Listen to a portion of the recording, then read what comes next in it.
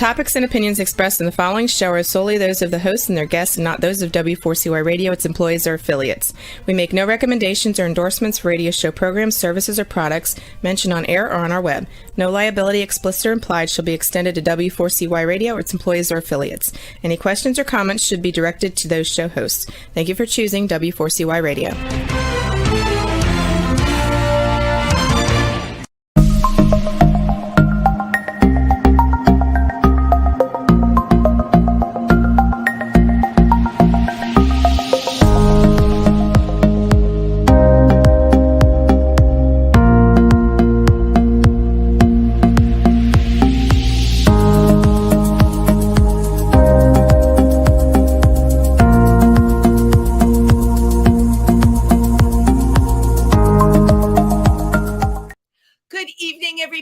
And welcome to Triversity Talk. I'm Wendy Stewart, and I'm so happy to be with you here on this wonderful Wednesday, which we also call Hump Day. You know, this afternoon, I was on my other show, If These Walls Could Talk, and I said to my co-host, why do we call it Hump Day? Because lately, every day feels like Hump Day to me. Because I don't know if this is happening to you, but this is definitely happening to me. Since this whole pandemic thing has started, the days either blend into one, or I lose days, or I wake up in the morning and I don't know what day it is. I also have a calendar chock full of things that may have something to do with it. But you know what? In my estimation, every day is Hump Day. Now, speaking of Wednesday, tonight I have a guest I'm very excited to have here because you know what? She's been here before, and it's rare that I have people come back again, but I love this person so much. I cannot tell you enough about what she has done as an activist, as an advocate. You all know I am originally from the Bronx. I'm a Bronx girl, yay. And we call her the Queen of the Bronx. She is the founder, director, and producer of the 11th annual Bronx Pride Festival and Health Fair that's held in July at the Crotona Park Amphitheater every year. She is a mover, a shaker, and an unbelievable human being. Big, generous heart, and never, ever stops working. Please welcome the fabulous Appolonia Cruz. Hello, everybody. Hello, Wendy. Thank you so much for having me here once again. I'm so honored. I'm so happy to have you back because I'm very excited. I want you to, we're going to talk about many things, but you have an upcoming Pride event in July. And yes, I just want to tell everybody about what you're doing. But first, I want to tell you this hairdo that you have now, I just totally and completely love. It's great. You like it? You like it? I do. Do you call that a bob? It's a bob, isn't it? I guess that's how you call it. It's a bob, not a Fred or a Joe. It's a bob. I think the typical name for this style is a bob, and the color and everything. Thank you. Yeah. So, how have you been? You're always up to so much. Tell me what you've been up to lately. So, this year, I traveled several times. I've hosted an LGBTQ XYZ event in Albany at our state capitol, and then just been working with the politicians that support the community here and there. And now I'm just getting ready to produce my 12th annual Bronx Pride Festival and Health Fair. And I said, so I'm very excited. I must have been reading old notes. I said the 11th, and then I'm like, no, Wendy, it's the 12th annual. It's the 12th annual.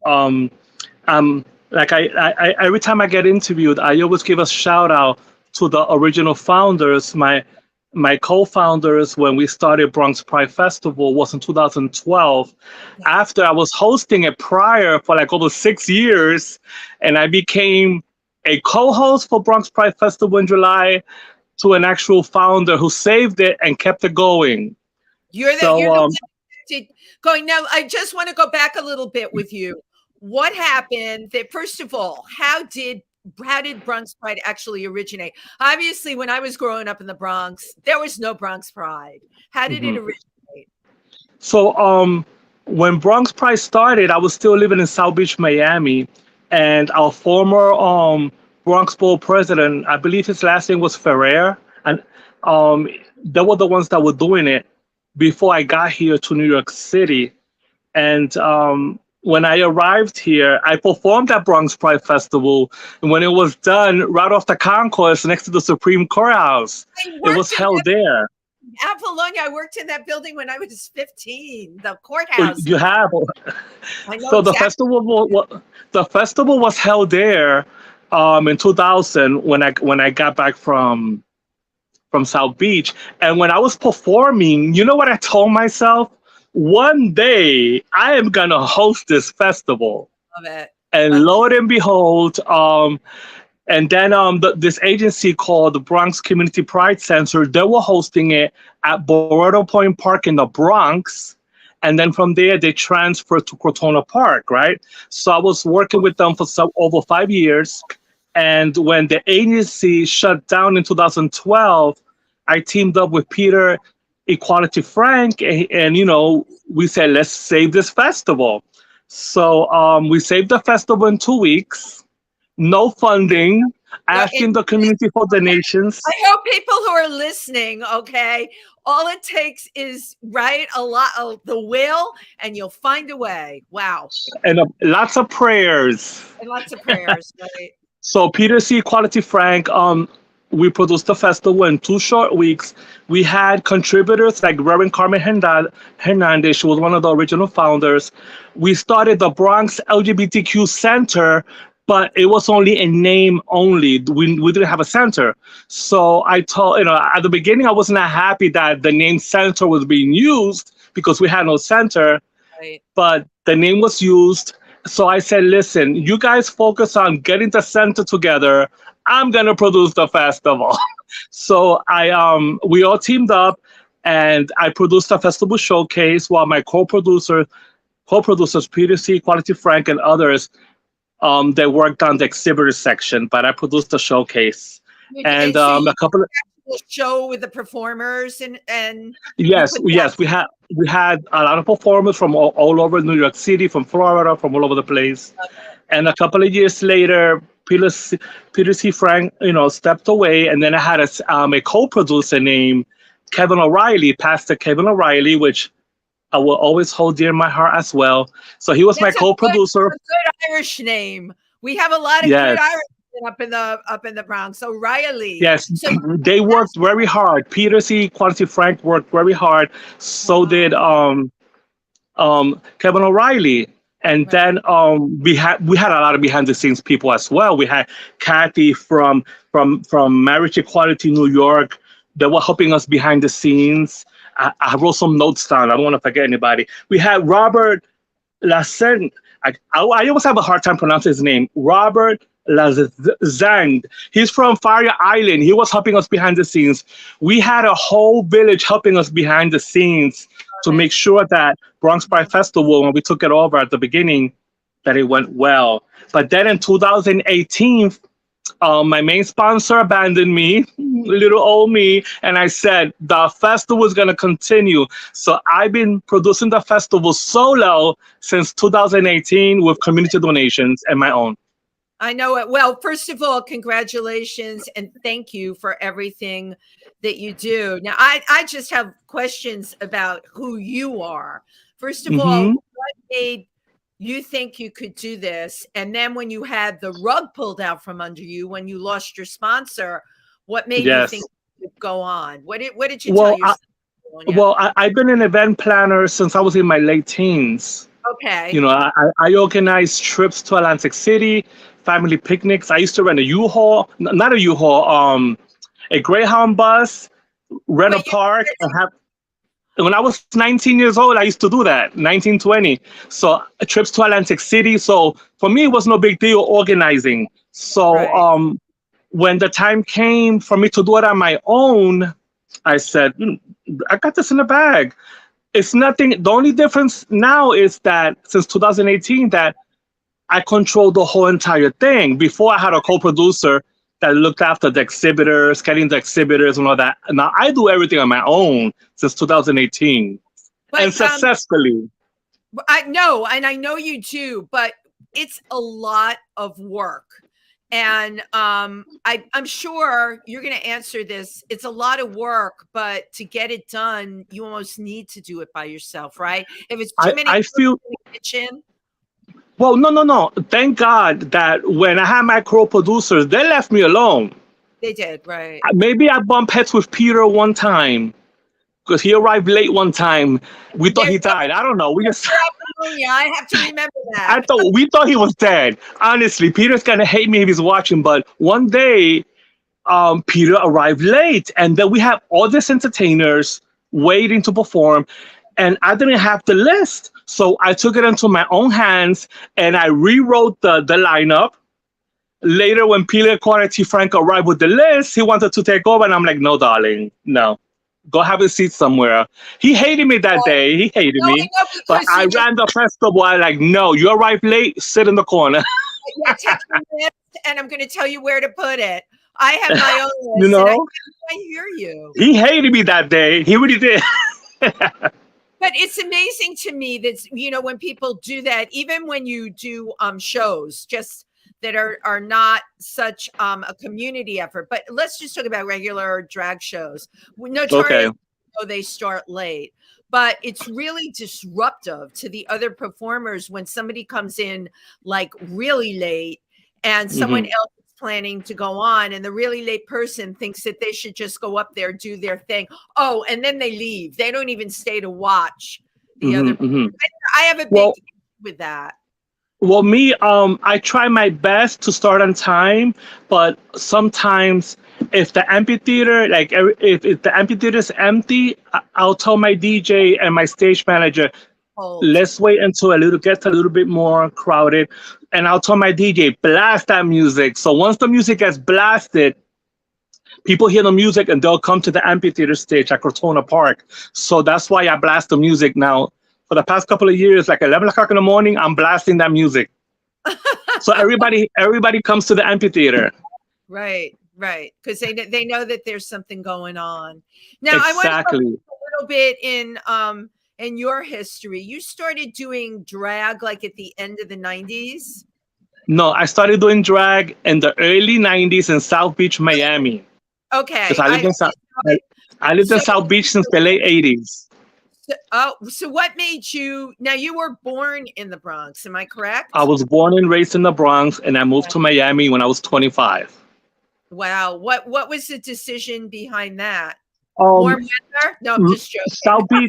South Beach was going through a major change back then, and everybody was moving out. And then my brother told me, they know you're in Miami, but come to New York and become a star. So that's exactly what happened. That's what happened. How long were you doing drag for in Miami? How many years? Since 1991. Wow. 1991. Wow.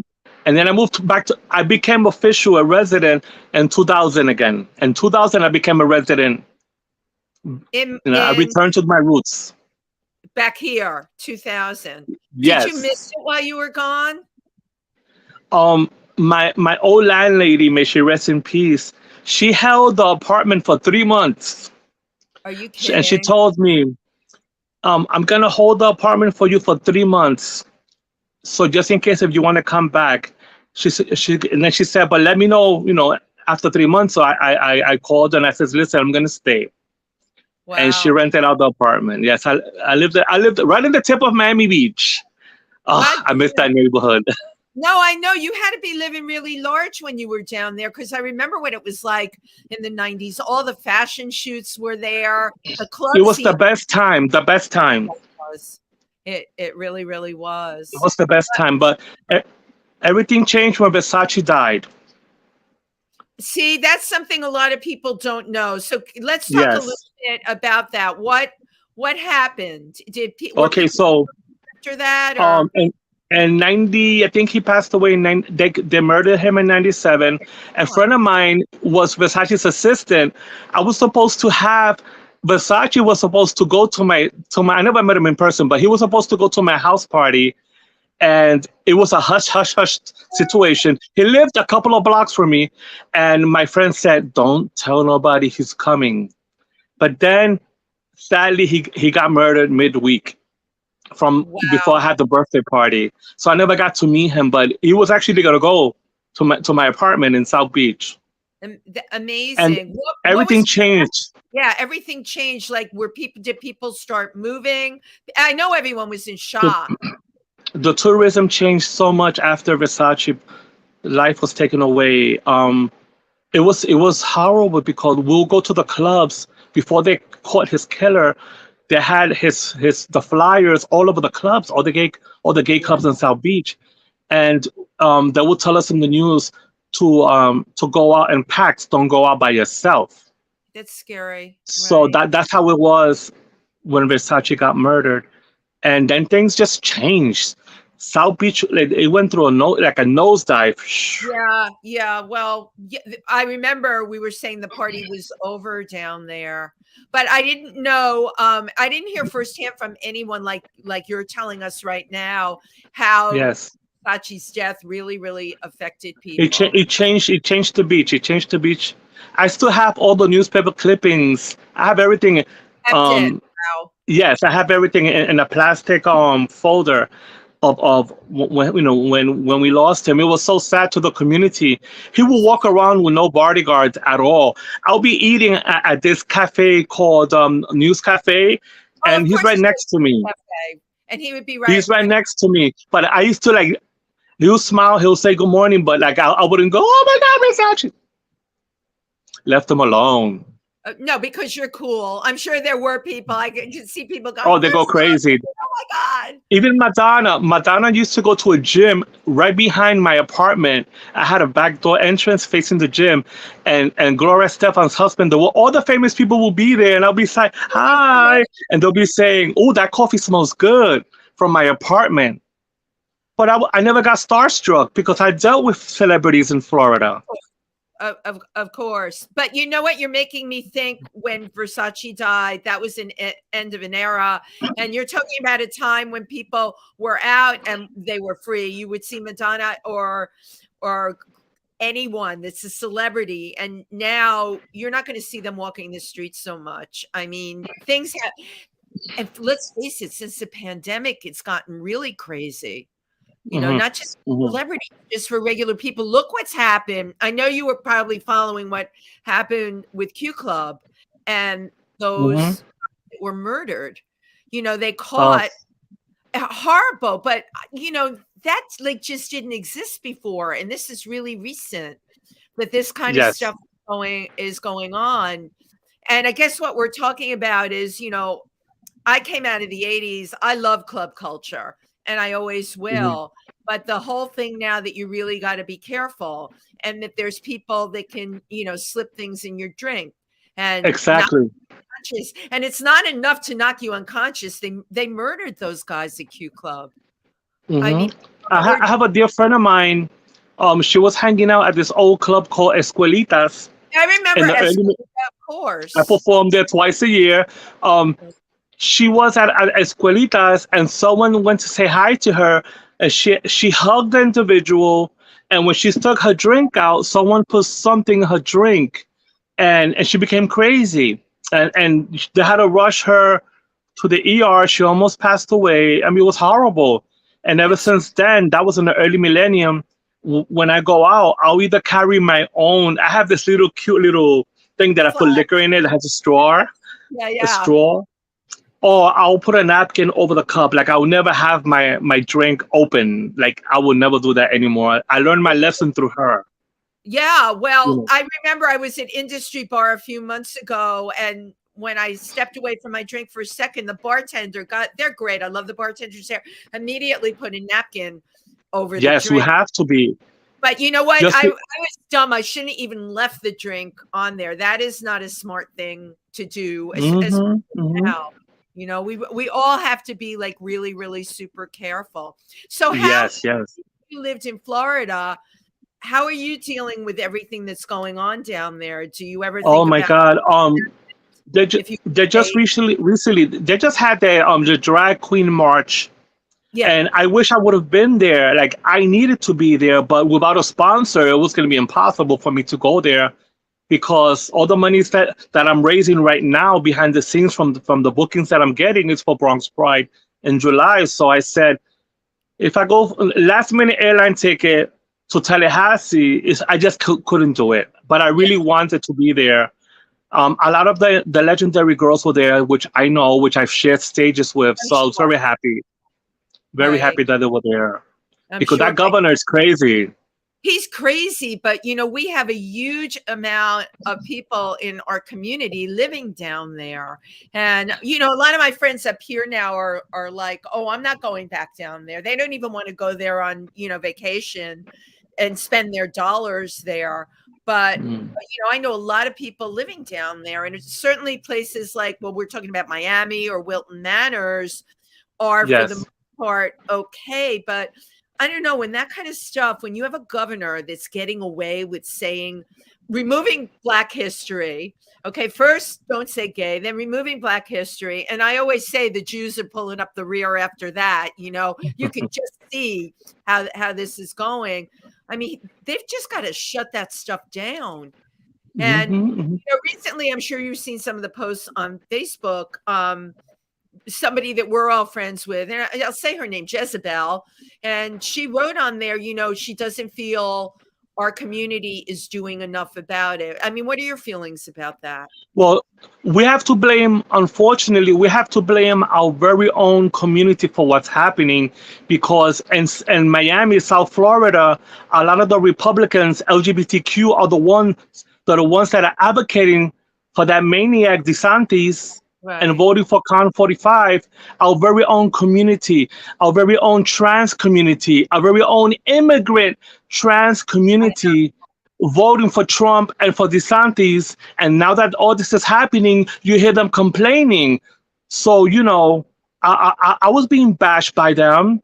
A lot of them blocked me from social media when I was posting my opinions. But my friendship with them was not political. We were just friends, And I blame our very own community for what's happening right now. This is the first time I'm making this public. I blame our community for this, especially the ones in Miami, because, like I said, a lot of them are voting for DeSantis and voting for Trump, and they still, regardless what happened January 6th, they're still supporting that man. Yeah, you know what, Appolonia? I don't get any of that at all. Okay, and I have to hope, right, that there's enough of us on the other side that, and again, I said this to someone, it's not Democrat versus Republican. My mom was a Republican. My father was like a far left Democrat. I come from a very mixed background, all right? I'm from a Republican. I was a Republican in my 20s. Well, I thought I was a Republican. I thought I was. You thought you were, but now this is a whole other thing. This is not Republican. And people have to stop naming it Republican. It's not. It's a whole other thing. And no one wants to say that either. I mean, for me, it started with crazy Sarah Palin when she could see Russia. I mean, come on, girl, what are you? And the other one, the other nutcase, the one with the laser beams, with the Jewish laser beams. What's her name? Right. I mean, this is like the stuff of fairy tales, and people are believing it. I remember that stuff. Really, really crazy. So what is it about you that keeps you going through all of this? I've had this discussion with people because, and I said to Jezebel, I wrote a post on Facebook. She said, what's the matter with people? I'm like, people are burnt out. I'm not defending them because I will never burn out, and neither will you. But a lot of people are burnt out. They're tired of dealing with this stuff.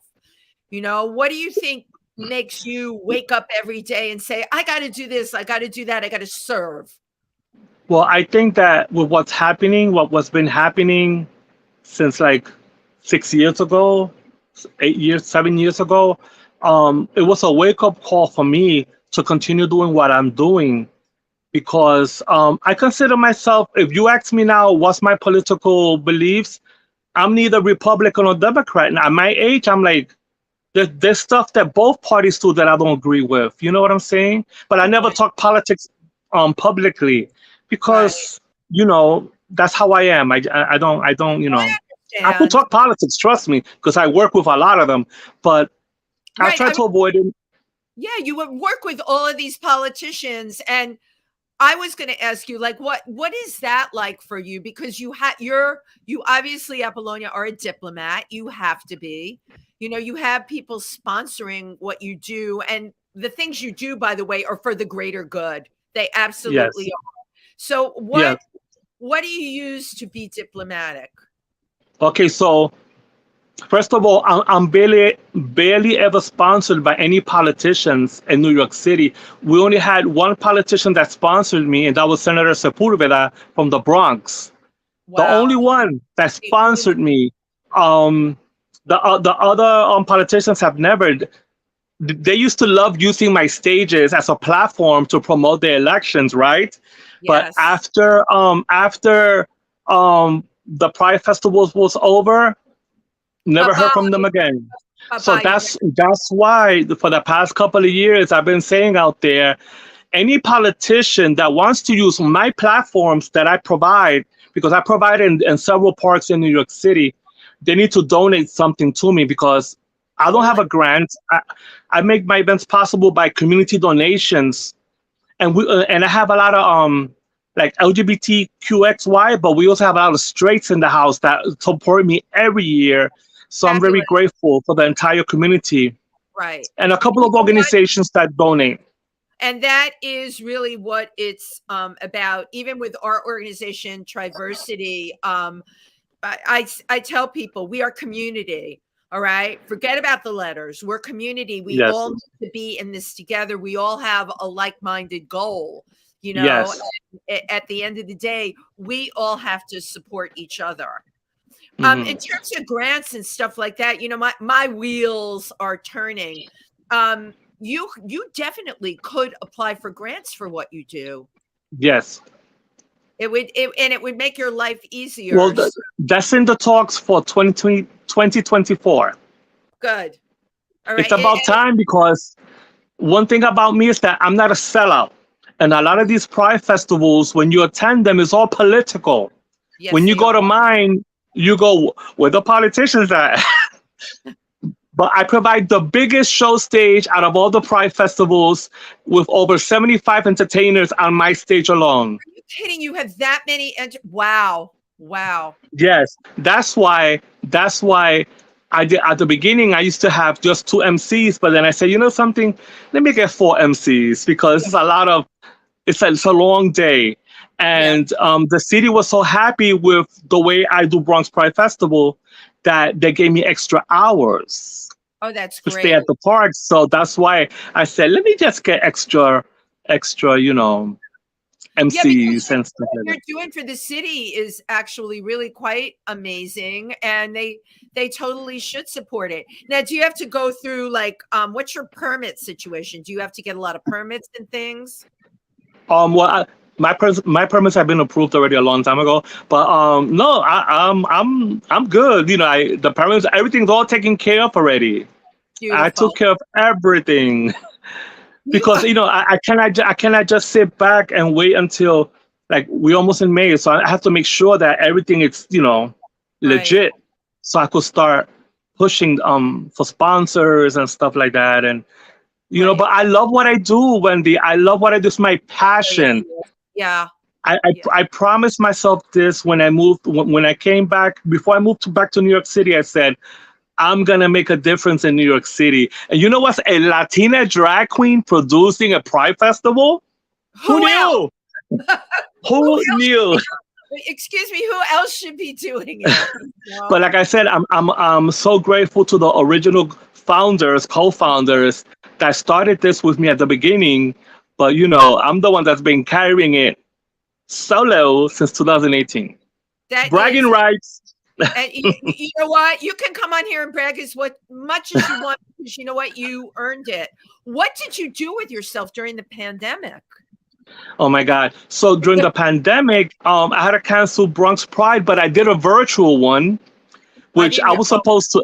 Yes, I did a virtual one with my Bronx theater home, the Bronx Academy of Arts and Dance, aka BAD. So we did like a Pride showcase, which I was supposed to edit to give it a more Pride feel, but then I just didn't do it. But I still have the video there. I'm still gonna put it out there with one of my producers. the one that produces my music, because it was a fun show. It was shown live, and I was supposed to put some more Pride stuff in there. Like just decorations, Pride stuff. Yeah, flags and But rainbows and stuff like whatever. exactly, just add some extra, things here and there. And no, I just home getting fat. With Wait, how many I pounds did you gain? You can confess now, right here. How many Let pounds? me tell you something. I'm not ashamed to admit it. When before the pandemic, when things were closing down, my dear friend, may he rest in peace, Jose Ramon, he got married on March 14th, 2020. A week later, we had a shutdown. But before all that, I was already hoarding spaghetti, rice, spaghetti sauce. Do that. Yes. So when everybody was going crazy in the supermarkets, I was set. Yeah, I Appolonia was fine. I wasn't going crazy. You gain. You didn't tell me. Oh, With all okay. this So you were I went up to I went up to almost 260 pounds. Wow. My face was so big. My face was huge. I call my double chins, my Lady Bunny double chins, but they were huge. Wow. Huge. Wow. And then I said, I told myself, no, we're not having this anymore. So in 2021, I took all the pasta that I had left and all the spaghetti sauce and everything, and I just started giving them away to friends, to my mom, and I started eating vegetables, and I lost over 45 pounds. Well, when I saw you last year on the CT, you looked great. Yeah, I was fine. I was fine. Oh, you looked And my goal. Yeah, my goal is now to lose 20 more pounds. I'm good. By July 15th, when we have Yes, because when I moved back to New York City, I gained 75 pounds. When I moved back to New York from South Beach. Wow. I had a hot body back in the day. In 2000, I had a hot body, but then I gained 75 pounds. So I was almost 275, but then I started going down, down, down, down. So I know how it is having 5 love handles. I know. I know how it is. I know how it is having a big belly. But you know what? You did it. And I mean, because you're a performer, here's the thing. You got to get into those clothes. Yes. And forget it. We all have incredible wardrobes that we wear for performance. I had this amazing dress for Night of 1,000 Gowns with the Imperial Court. Yes. My clothes are given to me just to wear for the event, and then I do social media. Yeah. But that dress, I'm a size 8. I took that dress that was a size 6, and that zipper was not going up so easy, and it wasn't working. But I said to myself, I had 3 weeks to lose that extra 7 pounds. And you guess what, Appolonia? You better believe I sure did. That dress. It was a beautiful gown. I saw the picture. It's beautiful.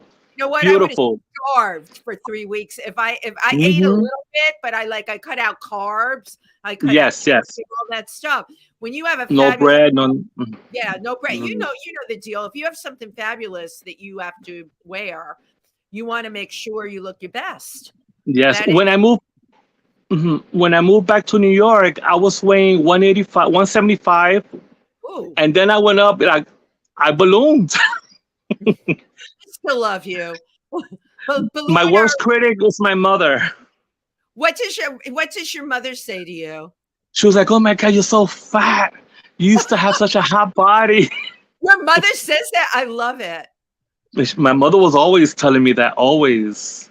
She was always telling me, "Oh my God, you had that beautiful body you had back then." Wow. You're close with your mom? Yes, very close. I just spent some time with her, 2 days with her, and watch TV together, watch movies. Is she up there? My mom is in her 80s. She's in her 80s. God bless her. So I spent time with her, and beautiful. then yeah. I love that you have a mother that tells you that you're fat. That's hilarious. And she's a great cook too. We can't talk about cooking, Appolonia, because you have to be stick skinny by July 15th. I promised myself I'm gonna lose 30 pounds, and if I could do 40, I'll do it. Even better. No, let's make it realistic. How about like 25 is a realistic goal? Here we are. What is it? Like April 26th. So if you start now, I used to do a little diary. I would write like, what I weighed that day. You can do But it. I have a secret. I have a plan for your viewers. Yes. Don't weigh yourself every day. So sad. I was weighing myself once a month, and I lost over 40 pounds in 2021 from 2020. Wow. And I felt a big change in my life and energy. It was amazing. Of course. I mean, of course you have energy and feel better. Now, what can we expect this year for Bronx Pride? How many performers? Okay, so I would like to let your viewers know that take notes, guys. For Appolonia Cruz presents the 12th annual Bronx Pride Festival and Health Fair at Crotona Park Amphitheater, Saturday, July 15th from 11 to 7 p.m. I would like to proudly announce that Miss Wendy here is going to be one of my official MCs. Well, thank you. And I'm truly honored. I love what you do. And I love your other MCs too. Well, I have Lady Clover Honey has been one of my MCs since almost the beginning when I took over Bronx Pride. And also Mr. Entertainment, Tim Moss, is also one of my MCs. He's also my right-hand man. He makes sure that he goes, Apple, do what you need to do. I got you. Then I also have another new MC. She's like the queen of queens. She's from Mexico. She's one of the biggest trans activists in New York City. Her name is Laura Martinez. And she's from the House of Martinez in Queens. She's a big advocate in the community. And I'm proud to announce that she's going to be my second new MC for this summer for the 2023 season. So I'm very excited to have all of you there. Well, everybody's excited to be there. And of course, we're there to support you and to support the entire day. Now, and I'm gonna have extra microphones, so I would like this year, like I did last year. I want to see the MCs interact with each other on stage. They could do the solo also MCing, but I want to see them together, kidding around, kikiing and stuff like that. I'll be going on stage too. I'll be like telling the stage manager, hold that entertainer, let me go on stage for a second. So I'm known to be doing that because I used to host the show. I used to host it before, so people miss watching me on stage acting a fool. Well, you don't want to disappoint them. Of course, you have to be on stage. I mean, what? Of course. It's your show, Appolonia. Now, can you tell us some of the performers that are going to be there? Are you okay? Let's see. Well, we're gonna have entertainers from South Florida, from Denver, Colorado, from Puerto Rico, from Miami, New Jersey, Connecticut. We have from all over the East Coast. I love it. So I'm very excited that we're gonna have a nice amount of entertainers. And even though my entertainers don't get paid, I make sure I have a VIP food tent that's just for them. Wow. Now, can the MCs go to the VIP food tent too? Well, yeah, of course. The MCs and the volunteers and the entertainers, it's only for them. And also the sponsors. If I have a sponsor that sponsors me, they'll get a wristband the day of the festival, and they could eat at the VIP food tent. And it's a big tent, mind you, with a lot of food. So because the only festival that I can remember that has a nice food tent is Brooklyn Pride has a nice food tent for their people. Also, Queens Pride also has it.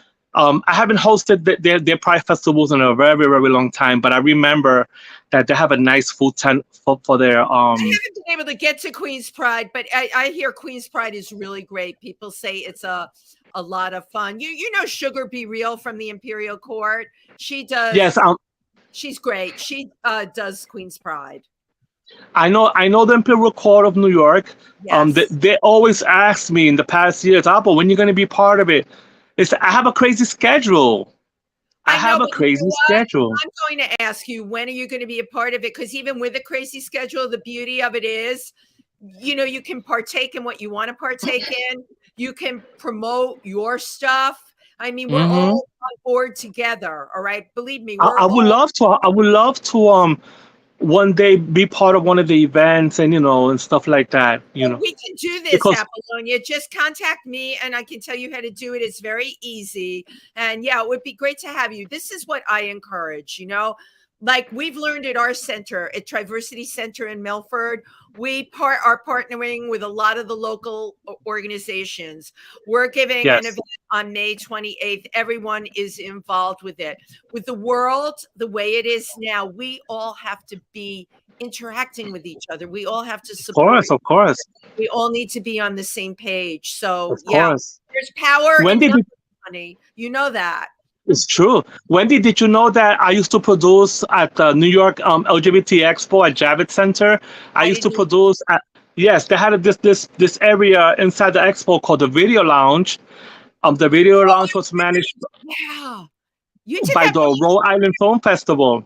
Wow. So I used to produce my own time slots, and I used to feature the Imperial Court of New York, and they were always asking me, Appolonia, be part of it. I'm like, sure, but my schedule, I know. It's crazy. But if I'm invited in advance, months in advance, I'll lock it in, and then it could happen. So, well, you and I are going to talk, and we're going to make that happen, number one. And what about bringing back Video Lounge? I remember that you did that. I did the Video Lounge. I first started with Ryan Woloski. Ryan Janet Woloski. He was the official host. Ryan co-hosted, by the way. He, sometimes I bring on guest co-hosts. Ryan co-hosted on here. I love Ryan Janet Woloski, and he loves Orchard Beach. Orchard Beach is being renovated. $85 million for Orchard Beach renovation. Okay, wait, hang on. I'm catching my breath. Okay, I grew up going to Orchard Beach. Listen, I'm going to curse. You know what my mother used to call it? Well, she loved it. But in my family, we called it Horseshit Beach. And we would go. Yes. I grew up, my family taking picnics there and everything. They renovated. See, this is why I love having. It's under renovation right now. They'll finish in 3 years. It's going to be one of the best beaches, I think, in the country, believe it or not. I can believe it. And it's $85 million as of now. The renovation cost. They're gonna go in phases, and the grand entrance of the drop-off section on Orchard Beach is gonna be completely redone. And I saw the floor plan. It looks amazing. By the way, I also produce events at Orchard Beach for agencies. Yeah.